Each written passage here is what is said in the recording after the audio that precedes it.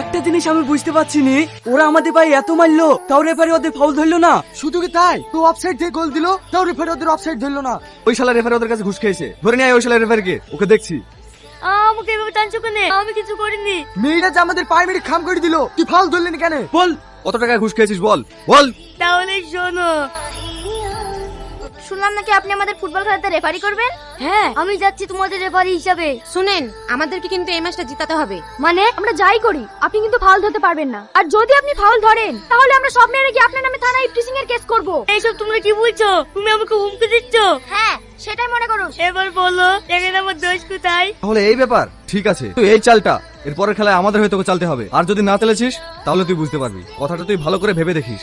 আমি রেফারি করতে কি জেলায় পণ্য, এখন আমি কোন দিকে যাই?